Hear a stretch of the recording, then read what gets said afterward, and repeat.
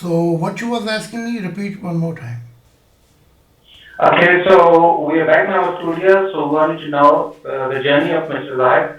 So when you were in Hungary, so you were 19 years old, so you can carry on your story from there. Yes, that time also Hungary was under the influence of communist, and to find a job was not easy there because Hungarian mentality is very strong actually. So from there I came Austria direction, and but I have no visa, so I was traveling illegal. And in this illegal journey, many things happen. Uh, and this way was very dangerous.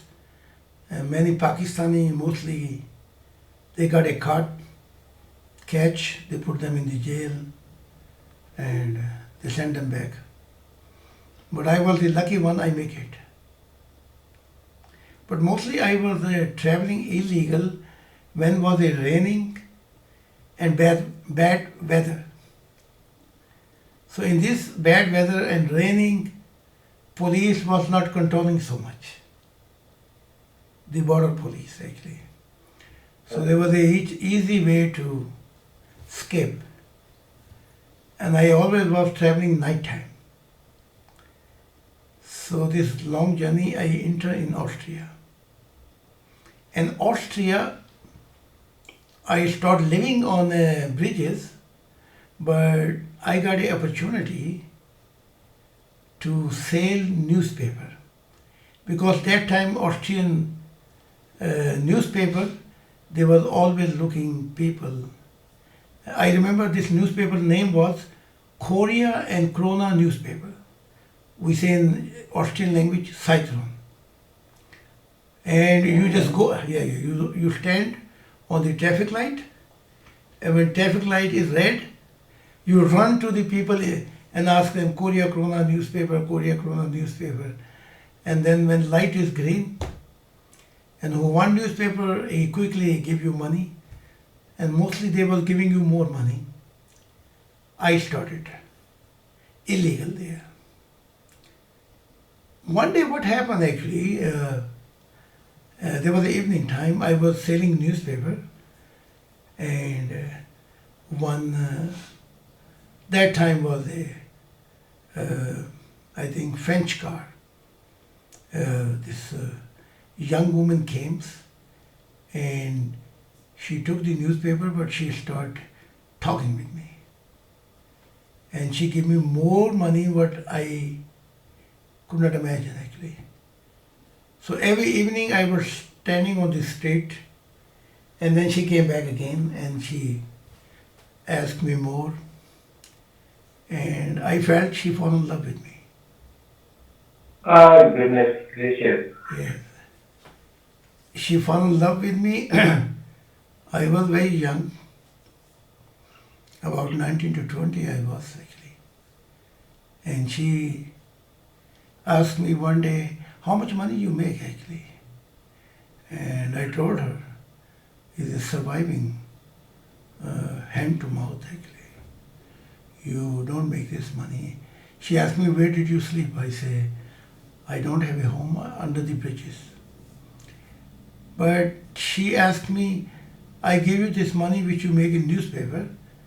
So next day she want to meet me daytime. And I remember she was also 21. This was her age. But I find out later on she is a very rich. She come from the family which is very too rich. Her father has many high rises in Austria. They was a very wealthy family. She took me to let cut my hair, and she buy clothes for me, and she took me to her villa. We call bungalow. I took a shower. I was surprised how rich they are. I took a shower and my beauty came out again. Yes. Yeah. And she said, why you don't study language here and stay with us? Her family was very much friendly with me, but they were the Christian people. Christian family who believe Jesus actually. And now I was living from the street, homeless street. I was living in the villa. Wow. Yes. And she started helping me going language school. And what happened is in this time period, I started telling her about my mission and that I'm a prophet of God. Yes. And she was shocked. I embarrassed her. And because she was a Christian family, they believe very strong Jesus. That Jesus is the way and the truth. Nobody can meet God without Jesus. And in the same time, what happened actually, her family find out. And slowly they asked me, I'm influenced by evil spirit. And I should give up. And I baptized the name of Jesus and began my life as a Christian. I said, this is impossible. I know God, I made God. I made Jesus in paradise. I know he was a human being. So I tried to explain things, and after this, her family and also she pushed back. Okay. What was her name, sir, again? Say again? What was her name? Her name was I remember, I think, Julia, I remember. This was her name, Yeah. Julia, yes. It can also can Yeah. hear the rest of the story. Yes, and in the end she told me, my family believe you are very strong influenced by Satan, and I also believe Jesus. So even I'm ready to marry with you. Your life can be very beautiful. But give up this that you are the new Messiah, or you are the one who God sent you. But when she saw and her family saw, no, I'm very strong and I don't want to give up my mission. So they asked me to leave actually. Yeah, then I came back again on the homeless under the bridges. And I selling again my newspaper. One day I saw her, she came, she stopped, and she said to me, if you still change, you're welcome to my family. I said, no, I cannot change. Even you give me the whole world, I cannot change it. So she said, I meet you next week. I want to talk to you. But what happened next week, police catch me. And I end up in jail in Austria. Oh my God. Illegal. And I've been 90 days in jail. In Vienna, I remember now. Austria. Vienna is the capital of Austria. Yeah. Yes. And 3 months later, there was a Pakistani, and the judge asked, you are illegal here, and we all send you back to Pakistan, and we give you some money and buy your ticket. And all Pakistanis say, yes, we want to go. I say, no, I don't want to go. In Pakistan, they're going to kill me. Because I took a political asylum against Pakistan. I see. In Austria, Yes. I said, I cannot go there. So judge say, if you don't want to go, you're going to be again 90 days. So Pakistan, they took some money and they went back to Pakistan, but I was sent back to jail 90 days again actually. Oh my. 6 months. 90 days. Now I was 6 months in jail. Austria jail are good. They give you good food, they treat you like a human, you know. You have an opportunity, and violent is not there. In Turkey, jail was every time violent. Every time you have to fight there with somebody. Yes. So 90 days later, again, I went in front of judge. He said, did you change your mind? I said, no, I don't want to go back. Because if you say you don't want to go back and you took a political asylum, they cannot send you back. Judge say, okay, then 90 days again. Again, 30 days. So now I was 9 months in Austrian jail actually. Yes. So then I came out and then judge said then we send you Salzburg. This is one part of the Austria actually.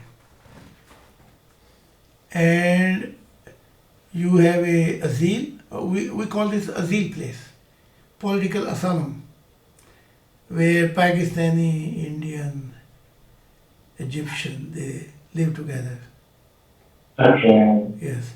And then over there, judge gonna decide about you. So they sent me from Vienna to the Salzburg. And I started living and I started working there. And my case went, I think, almost 3 years. And 1 year I was in 90 days I was in jail. And I was working illegal. And then they decide my political asylum, I'm lying. I'm not a political refugee. Okay. Yeah, because there was no other way to live in this country actually. I see. Yeah. So before they catch me, I have enough money then, this time. Because we calling that time in Austria Schilling. Schilling we have. So I have about 30,000 shilling. It was a money a lot of money that time. Okay. This was like a 18,000 shilling. You can survive actually 1 year. Yes, what happened in one night, they came in our refugee house, जहाँ पे सियासी लोग इकट्ठे सोते हैं. In this refugees house, they came police 2 o'clock night. And I saw that there are many caught standing police outside. And I noticed they're going to come now inside. So backyard, there was a window of a garbage place. I run from there, and all money I have always in my pocket actually. Yeah. Yes. Okay. And I run from the garbage place to backyard, and I run because I was a young man. I could run very good actually. Yeah. And they could not catch me, but whoever they catch, they send them back to the country. And then I don't want to live there. So illegally I just want to go. I took the way to go Holland because I heard the Germany don't want to give me visa. Even next was the Germany. They don't want to give me visa. So there was a way to go illegally Holland. So after giving the money to agent and the taxi people, they brought me a Rotterdam. And from Rotterdam, I just moved to Amsterdam. In Amsterdam, I took a political asylum again. In Amsterdam, the people was very friendly, and they are not so prejudiced. And I started working in the illegal in Amsterdam. And over there, I was working also illegal. And we have a magazine which we have to throw people houses. And they give you less money. But there was the same problem, where to live. So I always found some bridges which is a hidden. Hidden. So night time I go, I have we call a sleeping bag. I sleep there, and morning time I just go and do the job again. So this was it's not an easy life for us. I survived then in Holland about 1.5 years.